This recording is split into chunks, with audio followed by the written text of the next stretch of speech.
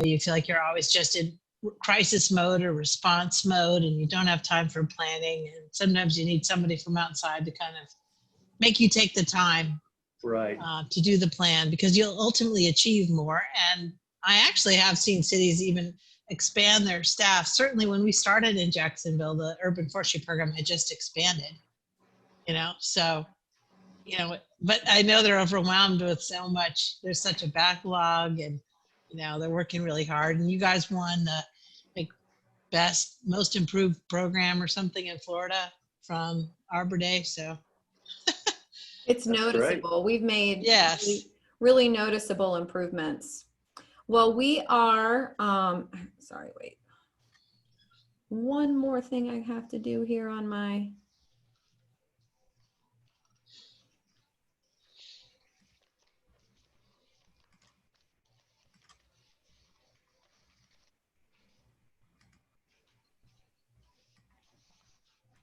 perfect. So we are live here. And I want to thank everyone that has tuned in, and of course, our guest speaker today for joining us. This is the River Rising Solutions webcast. I'm Shannon Blankenship, the Advocacy Director at St. John's Riverkeeper, and I'm joined by my co-host, Jimmy Orth, Executive Director. And today we're discussing how trees specifically can help us with effective resiliency planning. Today, Karen Firehawk from the Green Infrastructure Center out of Charlottesville, Virginia, is going to join us to discuss trees and the work that the center is doing to connect the powerful tools that they have to how we can protect trees here in local municipalities. Today, we'll cover our tree inventory, its value as stormwater infrastructure and resiliency. We'll then have our guest speaker join us to focus on how we can calculate this, and then the policies that we need to protect our trees and grow more. And then last, we will end with viewer comments and questions. So for everyone that is tuned in on Zoom, stick around and you'll be able to ask Karen questions yourself. But to begin, Jimmy, will you take the time and tell people who are new to the organization a little bit about St. John's Riverkeeper? Sure. Yeah, St. John's Riverkeeper, we're an advocacy group for the St. John's River. We do that through a variety of ways. We try to advocate for policies that are going to protect the St. John's, and also make sure those policies and regulations are being enforced, which is really critical. We also look for solutions, like, for instance, advocating for trees as a solution to stormwater issues, and do a lot with education and outreach. So we have an education staff that goes into the schools, or used to go into the schools. Now it's where we've had to transition to virtual programming. And the same with outreach, actually. We do a lot with adults to raise awareness about issues that are affecting the St. John's, and of course, engaging them in the solutions and activating them to take action to help protect the river. So there's lots of ways to get involved. I'd encourage you to go to our website. You can learn more about the issues that we're working on and the various ways that you can get plugged in and engaged to help protect the river.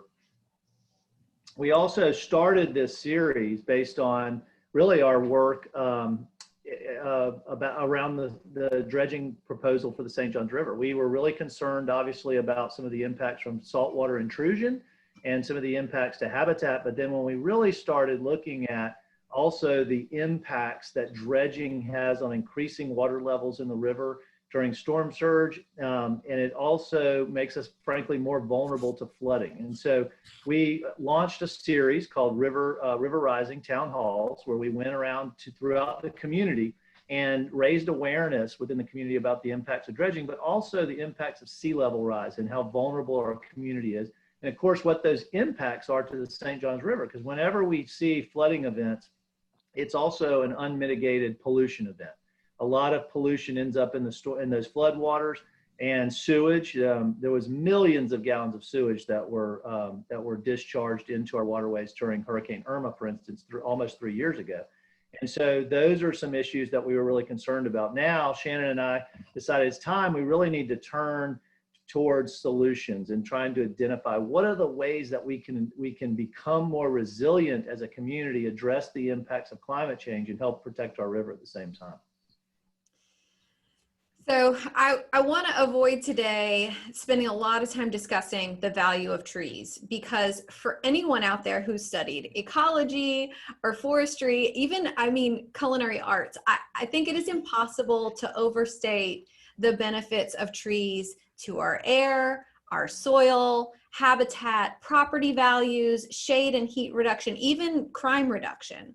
I could go on and on about the benefit of trees. Today, we're going to cover specifically how trees act as natural infrastructure, helping us with flooding and stormwater issues. To start, though, I do want to cover some of the other ways that trees can help to mitigate for climate change by removing carbon emissions and also their impact on reducing heat as temperatures warm, and heat, of course, impacts community health. And so, Jimmy, I thought maybe you might be able to help us with those two topics. And sorry, my slides are a little out of order here, but maybe you might be able to talk about the heat and carbon related issues first. Yeah, first of all, I think the imperative word that you use there is infrastructure. And we really have to start looking at trees as infrastructure. They're no longer can be just viewed as something we put in the ground because they're beautiful and they maybe provide us a little bit of shade. They also provide a really important ecosystem services, as we're going to talk more about here today in terms of flooding, stormwater. But they also play a really important role in mitigating climate change. Trees and forests act as a carbon sinks. Essentially, they absorb more carbon dioxide than they emit. But I mean, we have to also recognize that they're not a silver bullet to solving climate change, but they are one strategy that we should look to in our toolbox when we're addressing the climate crisis. Trees also and tree canopy play a really important role in the health of people living in communities as well. Simply put, the lack of tree cover can make neighborhoods much hotter, which translates to more heat-related illnesses, more energy usage to cool homes, and even more crime. There's studies that link heat. When we have hotter communities, it actually facilitates more crime. And so, but unfortunately, one of the challenges we have is that the lack of tree canopy is also often associated with low-income neighborhoods and race. And so we have to do a much better job of strategically planting trees to provide the ecosystem services we need, but not just for our planet and our community, but also for the people who live in our cities. So, Jimmy, I want to be able to focus in really locally here before we bring Karen in, who I think is going to be able to talk at a really high level about some of these things, to highlight the work that they have done, really focusing to pinpoint where every single tree is within our watershed, specifically for Jacksonville and all of Duval County, and then in addition for all of Orange County.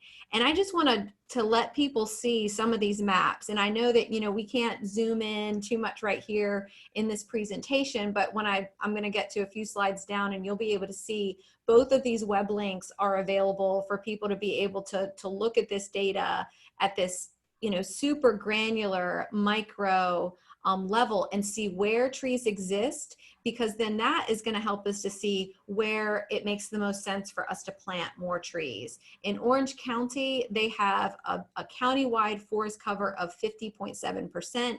In Duval County, 55.5%. And then look at some of these maps too. This is from, again, the Green Infrastructure Center, looking at the land cover in the city of Jacksonville. But I mean, again, you can zoom all the way into your neighborhood and your street and see where tree canopy is strong, where tree canopy can be improved, and then where we have impervious lands, wetlands, and other places to really be able to focus in on if we're having flooding issues or we need more trees as resiliency, where do we prioritize and focus that? And so starting off with this incredible amount of data, is going to help us to be able to do some of that. Again, this is the city of Jacksonville optimal tree planting locations for an organization like Greenscape of Jacksonville, who's on the webinar with us today. Hey, Anna, this is, just an incredible place to be able to begin. You can look at this sort of zoomed in square up here to see how you can go into both public and private parcels of land and see where your impervious coverage is, where your tree canopy is, and again, where the room for improvement exists. And then this last map here is best canopy retention locations for stormwater infrastructure. And this strikes me, you know, in our work, Jimmy, in trying to, you know, prioritize and focus where we want to protect land, where we want to advocate that we're protecting land because of its benefits for resiliency. We're doing all of this work to highlight the impacts of flooding on the river. And so if we can see where the best canopy retention exists currently, then we can prioritize where we need to focus our advocacy to make sure that we're not doing a lot of things that would impact that tree canopy in these areas. Well, yeah, absolutely. I think that we're really lucky in Jacksonville and in Orange County to have these tools now available to us, because it gives us the opportunity to more strategically and equitably plant trees and protect trees to help us resolve some of our environmental and social issues in our community. And I think that's really critical right now, that we address it more from a holistic perspective. And we now have this tool. Now we have to just implement it though. Well, we'll talk about implementing a little bit. And this was the slide. I'm sorry it was out of order, but you know, Jimmy had mentioned before how many communities are seeing higher temperatures, communities that don't have the tree canopy that others do. And that can actually lead to exacerbating crime issues as well as exacerbating heat issues. And so you can see that tree canopy really could be, you know, an equalizer among some of these impacts when it connects to health, when it connects to crime. If we can get more trees in the ground, then we can at least, you know, do a little bit to try to, you know, recognize the value and benefit of trees in places where they don't exist. This image was taken from American Forests in a report that they did on redline communities. So it's not in our watershed per se, but is an example of what we see in redline communities across America. But now I want to get to the heart of our conversation and introduce our speaker. Karen Firehawk directs the National Green Infrastructure Center since 2007. The center maps, models, and creates strategies to conserve or restore natural resources in both wild and urban landscapes to create more resilient communities. She's authored numerous green infrastructure books, case studies, videos, and webinars, and works across the US. She's worked on green infrastructure plans from Jacksonville to Miami Beach. And prior to the Green Infrastructure Center, she was a senior associate at the UVA Institute for Environmental Negotiation. She has a bachelor's in natural resources and management from UMD and a master's in planning, urban and environmental planning from UVA. Florida is where Karen learned to swim and fish, and her fondest memories are canoeing on the Loxahatchee River with her grandfather and uncles. So with that, I'm going to introduce Karen Firehawk. And I want to ask you first, Karen, if you could explain specifically how trees work to intercept water, because that's one of the things that we talk a lot with trees as resiliency, and how that interception with trees actually functions. How do we get to having trees be resiliency infrastructure? Sure, absolutely. And really glad to be here with you guys today. So trees, of course, as a raindrop falls, it hits leaves and branches and is absorbed. And then some of that water flows down those branches, down the trunk to the roots. Some of those rain droplets fall through openings in the tree and go directly to the ground, but then also absorb into the water and are pulled into the tree's roots. And then that tree will eventually evaporate some of that water back to the atmosphere, and some of that water will end up in the ground.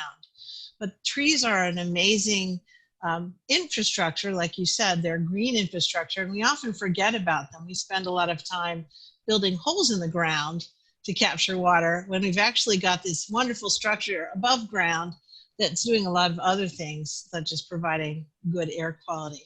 So calculating exactly how much water each type of tree takes up could take up master's degrees for many decades. Certain trees have been studied, such as the London plane tree, live oaks. And so we use these studies of various size trees to figure out how much water a tree takes up. But something like a live oak where you guys are could be taking up 4,000 to 5,000 gallons of water a year, whereas something like a crepe myrtle might only take up about 400 gallons a year. So we know a lot about how much water the trees soak up. And the key thing to keep in mind is the soils that they are planted in are a key factor in terms of how well that tree functions to take up water. If they're really, soils that water can percolate through easily and reach the tree roots, that makes a difference. So that's probably too long of an answer to your really simple question. No, I think that's good. One of the things that I've seen come up a lot is, and this kind of segues into where I'd like to lead to with this question is, when we calculate stormwater and we're thinking about traditional development, you have a plot of land that right now might be a forest and it's being converted into a small neighborhood. Can you sort of explain how the forest was sort of responding to the water that might have hit that land before versus after, and how we use that in our sort of stormwater calculations? Because we're seeing, as we lose more and more trees and we're having more and more runoff, I think that people, maybe don't understand the role that trees had played in the land before. Sure. Well, I think one of the images I sent you was called rates of infiltration. And I also sent you an image of clusters of trees. So if you have the ability to bring those up, that would be great. Yeah, so here's a picture of clusters of trees. And one of the things that's really important is to realize that when trees are in a forested condition, like more of a natural type of forest, there's a whole sort of fluffy layer of organic material called the duff layer that forms below the tree and acts like a sponge. And all of that leads to a healthy microbial layer that helps with decomposition, breaking down contaminants. But one of the things that's important to understand about Jacksonville / DUVAL County is that you guys have actually large chunks of intact forest. And so those are the areas that absorb the most water generally. And so we want to try to conserve as many chunks of intact forest as we can. When we disaggregate that forest, when we clear the land and put in a development and then replace the trees one by one, they're no longer in a forest setting. And so they don't absorb as much water. They're not as healthy. And oftentimes when we create a development, we scrape off the first foot of good topsoil and put these trees in some very impervious soil. So if you could show the next picture real quick. This is just a diagram, and it's a little hard to see maybe, but in the first illustration, it's just showing those big blue arrows showing how much water is evaporating, how much is going into the ground. And if you'll notice the groundwater table down at the bottom of each of the squares, that's showing that some of that water is being recharged to our groundwater supplies. But as we develop, more and more water runs off, and actually the groundwater aquifer starts to shrink. So if you look at the very last bottom right square, you'll see that we've actually made the aquifer skinnier there because less water is reaching our aquifer, more is running off, and it's carrying all those pollutants that you mentioned at the beginning that will go into the St. Johns River. So we want to try to sort of poke holes back in that urban rug and reintroduce trees in areas where they've been lost so we can start to help infiltrate water and capture water and have it evaporate instead of running off. The key thing to know is that trees in an urban setting can actually make the soil more permeable because those tree roots will actually poke holes, even, routes, even through very compacted urban soils. So planting trees helps with that infiltration, and clusters of trees work best. I'm thinking a lot about a lot of the resiliency conversations we've had, and, communities are going up. They have stormwater ponds, that are supposed to be able to handle all the water coming off the site. But, adjacent landowners are saying, we've never had these flooding issues before. And then this, we clear cut the forest right here. We put this neighborhood in here, and the stormwater pond's supposed to be handling it all, but there's so many offsite impacts. And so I'm hoping we can sort of connect the dots with all the ways that the forest might have been handling water before, and now that stormwater pond's just not, it's not providing that same function. Sure. Well, Jacksonville's an old city, as you guys know well. And as a result, there are a lot of places in the city where the water that's falling on the streets is not being treated. In other words, it's not going into a stormwater pond. It's not being held or intercepted in any way. It's just shooting right into the river, carrying a lot of the pollutants that you might find on the street. So stormwater ponds are a way of holding water temporarily and then slowly releasing it, allowing for some sediment to settle out. If it's a wet pond, it will work better than a dry pond at cleaning pollutants, but we can't really replicate what's called the pre-development hydrologic regime. We cannot actually replicate that by just digging holes in the ground. So oftentimes we can show a developer that rather than clearing the land of all the trees and then putting in holes in the ground to catch water, why not clear less trees? Why not leave a lot of that intact forest area, which can become an amenity to the development? A place to take your dog for a walk that's not in the hot sun. Lots of ways that we can keep trees in place even as we build, so that we are realizing the benefits of those large mature trees instead of simply trying to clear the land and then solve the problems with the stormwater pond. We're also getting more intense and more frequent rainstorms. And so there's more water coming than maybe some of those ponds were designed for. They take the average of what's usually a 10-year storm, but maybe that 10-year storm is actually a much bigger storm than it used to be. It's all based on past data, what we designed for, and we're getting overwhelmed in a lot of places. Well, and unfortunately, Karen, a lot of those ponds don't actually function the way they're designed to function in the first place. Yes. And what we found, I know, like in some research in Florida, for instance, the wet detention ponds, they're supposed to remove 80% of whatever pollutant is impairing the receiving water body. And they're actually removing more like 30 to 40% of the actual pollution that they're supposed. So they're not really working like they're designed to. And I think that's why we really need to start looking to other solutions, like you said, that can provide all these additional benefits besides just water quality and flood control. Absolutely. And you can also retrofit existing stormwater ponds and make them work better. So I spent 8 years of my career was spent inspecting stormwater ponds and looking at how they could be redesigned. So taking a traditional pond with a chain link fence around it and turning it into a constructed wetland that then could have different types of vegetation that would be cleaning pollutants and also provide habitat for amphibians and butterflies and other things. And also planting trees in and around stormwater ponds so that those trees will actually, the trees that like their roots wet will also suck up some of that water and evaporate it. So they're actually providing capacity to the ponds. Now, some communities in Florida say you can't put trees in stormwater ponds. And then there are other communities in Florida that are like, we love trees in stormwater ponds. They work great. So I spend a lot of my time sending people pictures of stormwater ponds around Florida and showing that they don't have to be the ugly, nasty thing that you're afraid your child might hurt themselves in, They shouldn't be an eyesore. They could be an amenity. Karen, I want to find out from you, we talk about trees and their importance for resiliency. When we're doing those calculations about stormwater ponds and how much that takes up, are developers also calculating the trees that they had left on site and how much those take up? Or is that something that you feel like we could be doing and should be doing more of? And I'm hoping you can talk about your stormwater calculator and Sure. how that works. Sure. So the short answer to your question is no.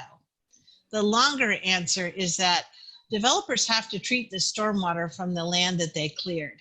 So if they clear less land, then they treat less stormwater in a stormwater pond. So they really don't have to account for leaving those trees. But what they could be doing is say, clear less land. So to give you an example, let's say you're going to construct a 1-story building. Could you make that a 2-story building and have the same square footage, but not take up as much of the land? Similarly with parking, I've worked with a lot of cities to help them realize that if you have a building on one location where the workers leave at 5 o'clock and you have an apartment next door where they're all coming home from work at 5, they could actually share that parking lot instead of having 2 identical parking lots, each one being empty half of the time. So there are a lot of ways through planning and through design that we can leave more of that forested landscape intact.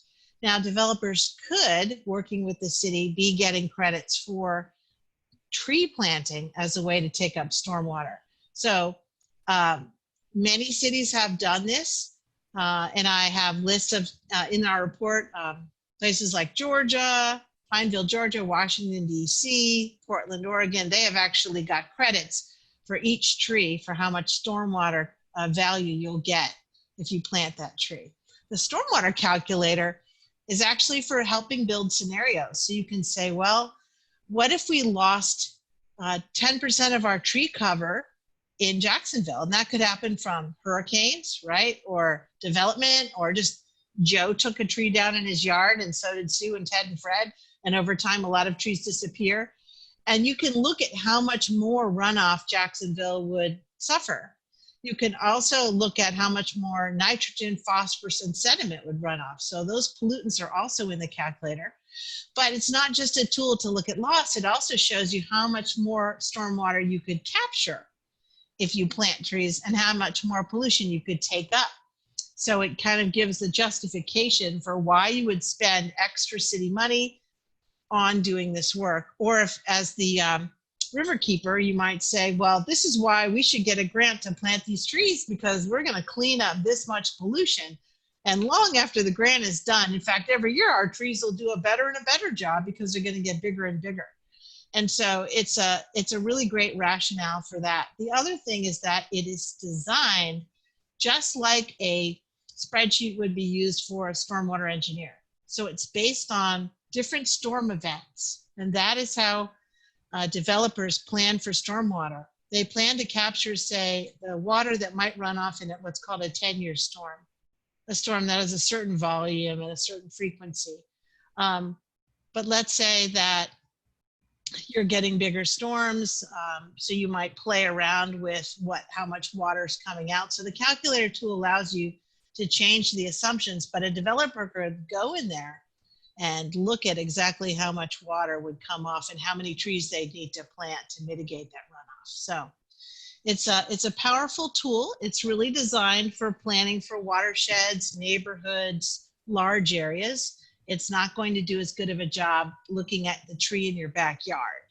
But if people want to play with that, the Center for Watershed Protection, iTree, has a little tool that you can look at how much one tree is taking up. And then the Center for Watershed Protection also has some tools for looking at individual trees. So I'll send you guys some links when we hang up so you can go in your backyard and measure your tree and see how good a job you're doing yourselves. Yeah, Karen, it was interesting in the report that you all produced for DUVAL County.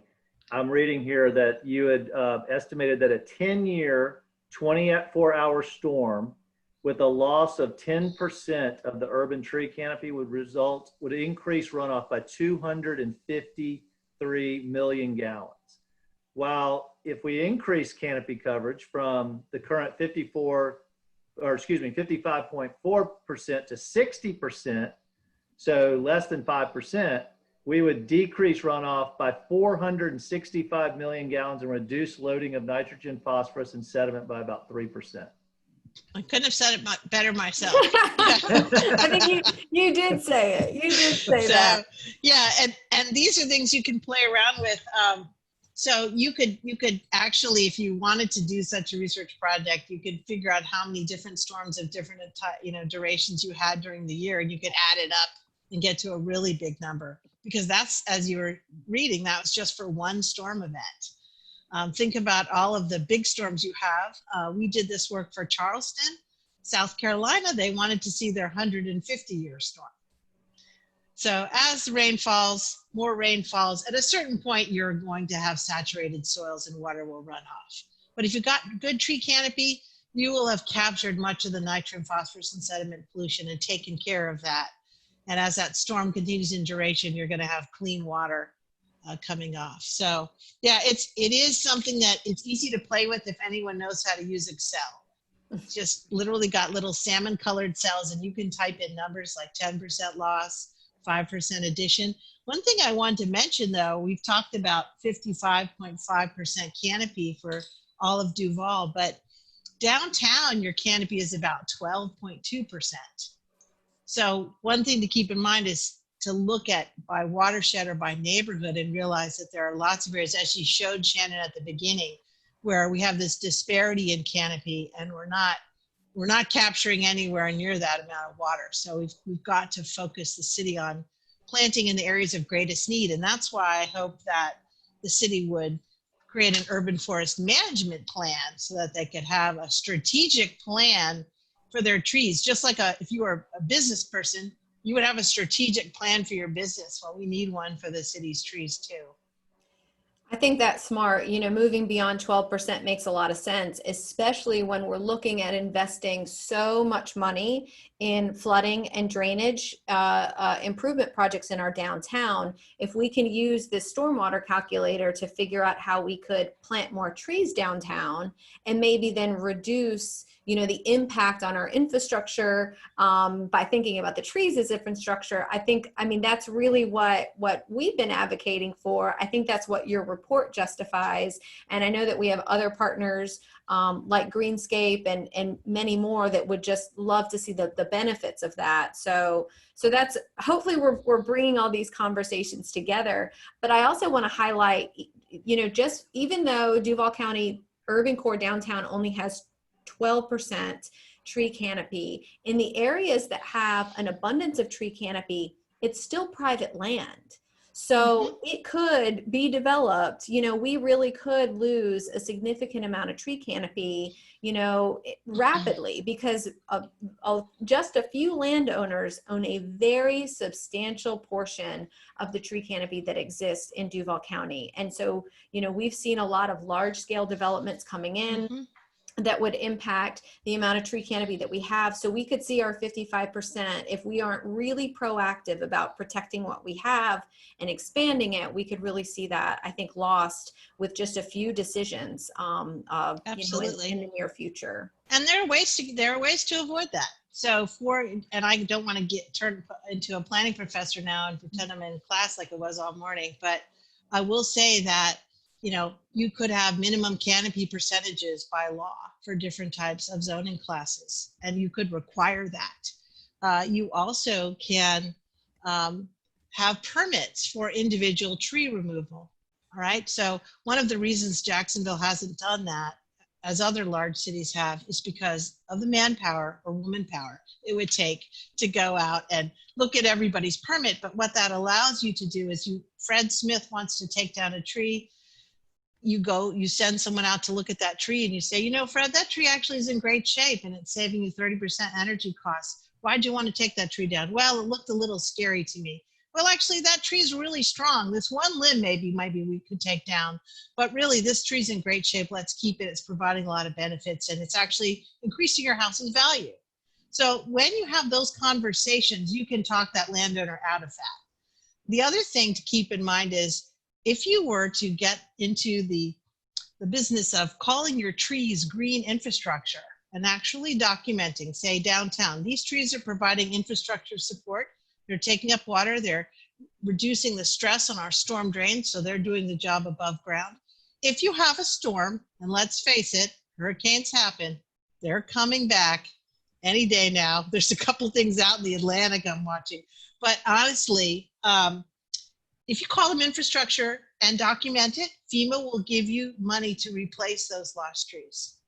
So there are financial reasons for doing this, because otherwise, over time, like we said, storms, individuals, development, you will start to lose your canopy. And that's the trend across the country. but there are legal tools and financial tools that you can take advantage of to stem that loss. I want to mention really quickly, just in case you run out of time, as you were talking at the beginning about red line communities and the study by American Forest, we've recently obtained a new grant from the Forest Service to take all the trees and stormwater cities we studied, so that would include you guys, and look at social and economic impacts. So we're going to look at minority community census data, race and income, and we're going to look at canopy coverage, and we're going to look at those disparities. So we're going to be releasing another report that talks about places where Jacksonville can focus on social equity. That's important. As a part of the City of Jacksonville Special Committee on Resiliency, we've been looking at heat impacts and data about the City of Jacksonville in particular is pretty dismal when it comes to the disparity among lower income communities and heat impacts versus more affluent parts of the city. And so I think it'll be important to see the outcome of your data to help us. Again, this is about planning and decision making and prioritizing planting and things like that. So, so this is important. We've focused a lot today on trees related to water, related to uptake, which of course is a big part of this series because it's about river rising and solutions to river rising. But they have additional benefits that I want to allow you to sort of be able to talk about here, specifically sediment stabilization, air quality, and again, just anything related to heat. I know there's a lot in all of that, but when we talk about some of these issues, if you could just sort of bring it all home for us in the benefit of trees beyond just resiliency, but with some of those additional topics. Sure. So trees remove fine particulate matter from the air, those smallest little particles, and people have actually measured which leaves are most sticky for pollutants to be trapped on. But it turns out that respiratory distress is much lower in well-treed communities. Less hospital visits, lower rates of asthma. Trees also reduce O3, ozone, and that actually also has health impacts. If you have high ozone numbers, you've probably seen those days where you can't go outside.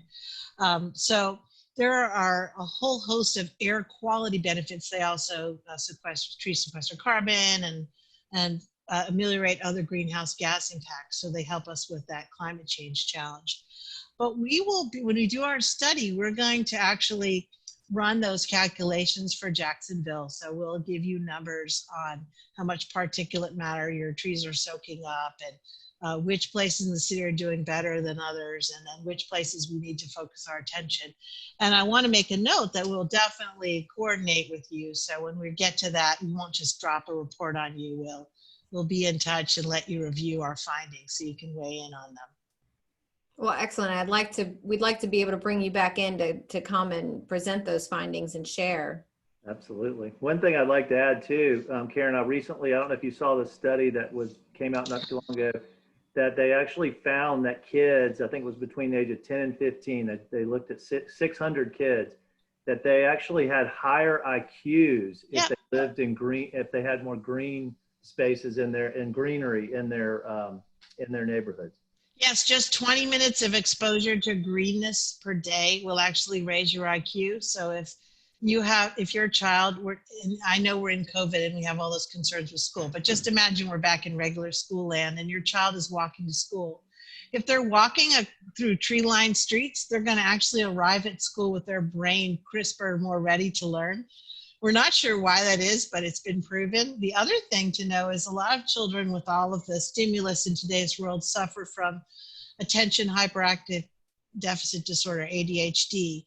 It turns out that kids who are exposed to urban trees and forests actually were able to be taken off Ritalin because they did just as well if they just had some nature exposure during the day.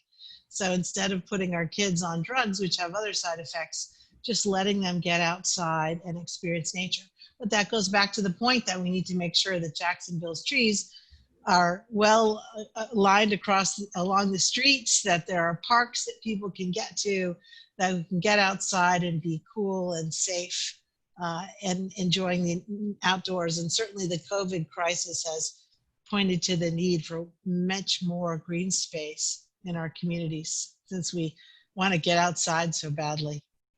And this is in all of our communities, not just some of them, which I think we saw from the map is essentially what we have in our city. Karen, I want to, one of my most favorite things about the report that you guys issued was this really incredible delve into the policy recommendations. You know, you guys took the time to look through our municipal codes and make recommendations. And we've already talked about a few of them within this discussion today. But if you just want to, at a high level, point out some of these things, and you know, for us here at St. John's Riverkeeper and Anna and others, you know, we want to implement these recommendations. We want to make them happen. And so if you could just tell us some more about how you came up with these recommendations and what some of them are to focus on. Sure. And these recommendations on the report that you're showing now are excerpted from a much longer report. So we gave the city a very detailed report. It actually has even more recommendations than what is shown here. But we created a little measurement tool that looks at all of the strategies cities have for their urban forest, and then also the strategies, codes, and policies they have that make the city more paved, more impervious. So for example, we looked at your parking standards and we said, are they too generous? Maybe they're over paving their parking areas. And I can tell you that you are. There's a lot of places with too much parking, believe it or not. And then we gave you points in our little spreadsheet, and at the end it generates a chart, and it's an objective way for us to see where are the areas where you are doing well and where are the areas that you can do better. And we did actually read all of these codes line by line. And some of the things that we think are really important are changing the standards for how much soil volume you need for urban trees. And earlier I had you show a picture of silvocels, which is a way to plant trees in smaller soil volume by providing additional structures. But nevertheless, you need better standards. I know that some people in Jacksonville are disappointed because trees have died, especially in road medians, and the city then comes and plants them back and they die again. And that's because they're just not the right spot for those large trees. They don't have enough room. You know, we talked about having permits for removing trees on smaller lots. We'd like you guys to have an urban forest management plan so that you can have a strategy, like I said, and actually use the maps that we provided to prioritize where tree planting occurs. As you said, now it's more driven by requests, but I think that the city could do better if they actually looked at the maps and data and then targeted planting those areas that needed the most. The other thing I was mentioning before the webinar started is that there's a grant from the Florida Forest Service that will pay you to do the management plan, $20,000 grant. There's also grants for doing tree inventories. So if you wanted to have an inventory done in the downtown, there's a grant that will pay for that. So there are lots of ways that you guys could expand this work. We'd also like you to see you have an emergency response plan. So when a hurricane happens, how are you handling those trees? How are you clearing the roads? What happens to those trees? And did you prepare ahead before the storm came? Did you address those problem trees so that they wouldn't fall on someone's house or somebody? So there are a lot of different ways that Jacksonville could make itself more resilient to storms, to make itself more absorptive by planting more trees and poking more holes in the urban landscape, and also to providing standards for conserving tree canopy, preserving trees at development sites, so that as you continue to grow, you don't start to see your tree canopy decline over time. Well, again, I'd like to see all of these policies implemented, and I've actively been working to do that. You know, one of the questions that we received beforehand from a participant specifically asked, what are the strategies to stop, and he used the words unauthorized tree removal from residential lots.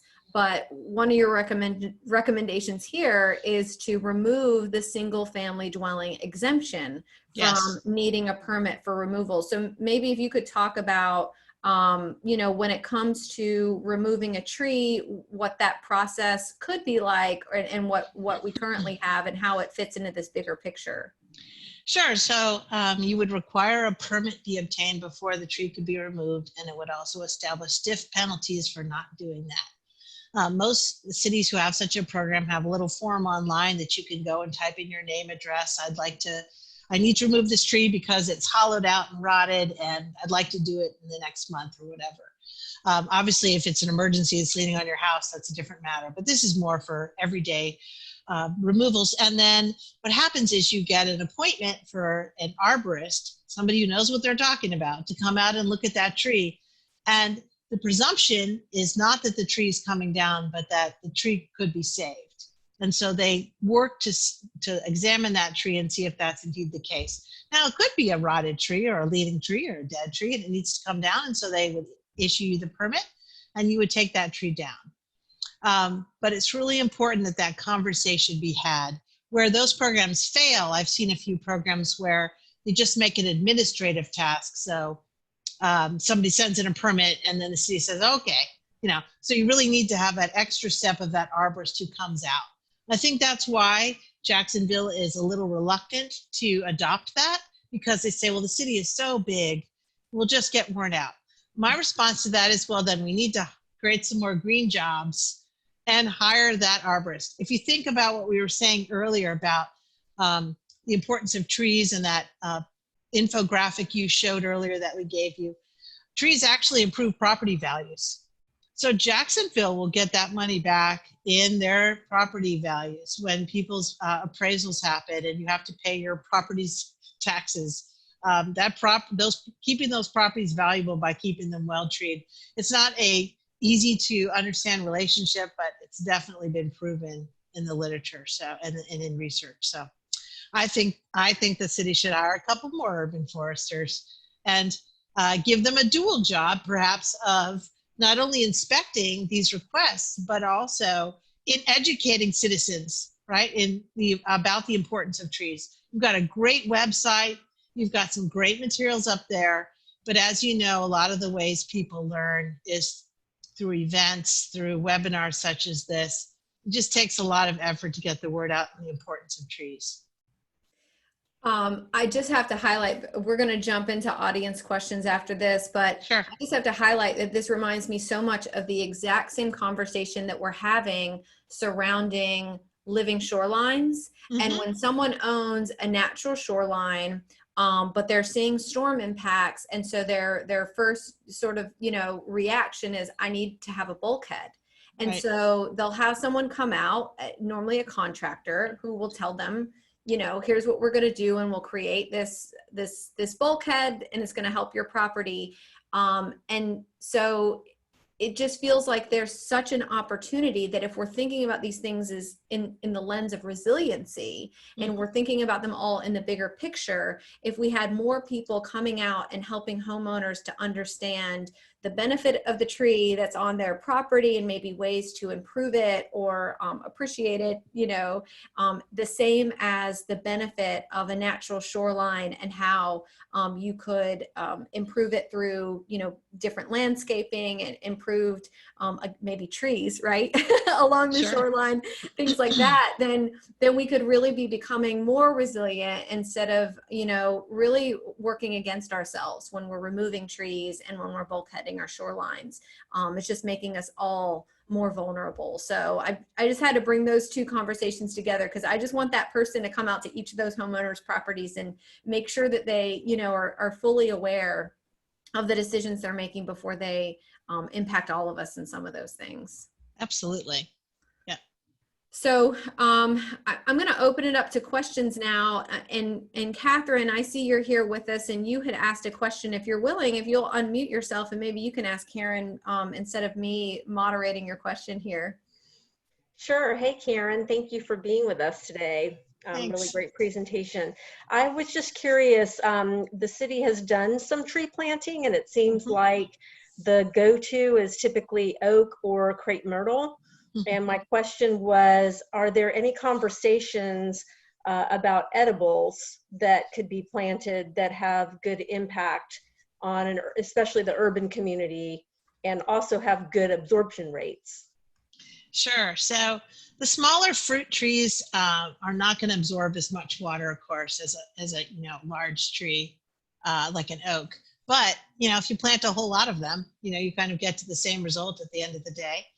And a lot of communities are working on planting urban orchards in their parks, so that people don't want to just plant trees to them no reason, but if they're getting to eat them, they're getting to have a snacking garden, then they're absolutely in favor of it. So we've seen a lot of urban orchards being planted in cities in Florida. So that could be something fun. And what we've seen done successfully too is to pair that with workshops on how to make jam. There's a kind of theme called Jam and Jams. They've been doing it in Texas and Virginia, and they've been working on it in some Florida communities. And so people like to eat, so you kind of get a new constituency. They want to eat pie, and so you get them interested in trees. So I don't have stormwater values, but I think a good estimate of a fruit tree would be around the same as like a crepe myrtle, a small mango tree or something. 400 gallons it might be a little higher because mangoes have big leaves, so maybe 800 gallons of water per year. I think you're calculating right now. I see you like writing some numbers down on this. Yeah. We're doing the math. Yeah. Well, the tree, seems to be a better fit with regard to their root systems, not pulling up sidewalks and having to be replanted and that kind of thing. So I was just curious if you're hearing discussion. Well, I didn't really mention this, but what we actually did for Jacksonville, we actually digitally planted imaginary trees all over the city. So we figured out all the open spaces, and then we offset them so they wouldn't be too close to a building or a fire hydrant if we knew where it was, and the sidewalk, and all that stuff. And so we actually sized the trees for Jacksonville based on whether it could be a little tree or a large tree. And then, of course, power lines are another consideration. So you don't want to, we have a lot of trees up in power lines in Jacksonville, but it's not ideal, obviously. So we've actually got the data to show all the little trees and where we start with the big trees. We fit as many big canopies as we can. And then we put all the little trees in all the other little spaces. So we've got that data. We could actually tell a neighborhood exactly how many little trees and where they could fit and how many big trees. We've got them by each tree. So yeah, that's available. And also to let you know, some foresters have gone out and tested us and counted the actual spots, and they found a 1-to-1 correlation. So it came out pretty accurate. So. Wow. Yeah. Anna, oh, sorry. Go ahead, Catherine. No, I was thanking Karen for her response. Yeah. Thanks. Thank you, Karen. Anna, you want to go ahead? Thank you. My comment is, yes, Karen, you did this amazing work for Jacksonville, and all this data is sitting there, but I don't think any of it has been implemented because it's in the hands of the city. Greenscape is trying to do their part. We're a poor little nonprofit, but we have planted food forest. The challenge with those is maintenance. Sure. Which applies across the board, I think, to so many things. But we are very aware of the correlation of minority population areas versus, say, middle class areas, and the amount of shade that, it goes up as the income level goes up. Sure. And so we have made a serious effort to do a lot of tree planting in those areas. Great. And also, I'll get in a plug here, on November 14th, which is now my third date I've established, we will be giving away free trees. And this is a way that we feel that these groups can come in, they don't have to go and buy trees. I know that purchasing trees is not a number one priority when you're on a very, very limited income. Absolutely. But this is a way that we hope that some of those populations can come in and take trees home and all the information and instruction on how to properly care for them and try to do that little part of acquiring some shade for those areas. Yeah, that's absolutely right. I think that in a lot of communities, you really need to provide those trees and then help with understanding how to care for them, right? So I've done a lot of work in low-income communities with tree giveaways and planting trees for people, giving them adoption certificates, like just like you adopt a puppy. Now you've adopted this tree and this is what it needs. And so I think everything you're doing is wonderful. And one of the things that, I just want to clarify, I mean, we all know that tree canopy, everyone on this call knows tree canopy is lower in low-income neighborhoods. So I'm not here to give you a eureka surprise here. But what we found is that when you give that data to local governments, it kind of makes them take action. So for example, we just finished a project in Boynton Beach, Florida, where they are going to increase their canopy. It's now at about 16%, just almost 16%. They're going to go to 20%. And they're increasing their planting annually by thousands of trees for 20 years to get to that goal. And they're specifically going to target low and minority income neighborhoods. We showed them the heat and we showed them the disparity and the health impacts. And that drove their city commission to take action. So I think that hopefully our report will help. As to Jacksonville using the information, there are things they've done that, in terms of how they're managing information that might not be that apparent, but they have scheduled a training for themselves. They scheduled one in the spring, and then one of the key people, Dalton, had paternity leave, so they rescheduled it. And then it was right around the pandemic got really terrible, so they canceled it. And then they rescheduled it for September, but then somebody had to be on leave. So they are determined to get retrained and reacclimated with the information. So I wouldn't lose hope. I have worked with several cities who just recently, this last several months, told me they're finally taking action.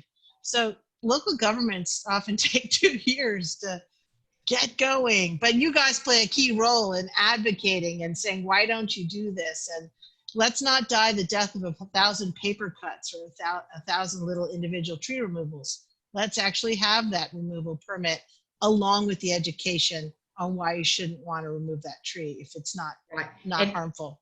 And I'm not disparaging, because Sure. if anything, our little forestry division in Public Works has done a just amazing job Absolutely. of getting more trees out through their 630 city tree program. Right. And where people, and I guess, Karen, they may have shared that information with you, but people can contact the city. Yep. The city comes out.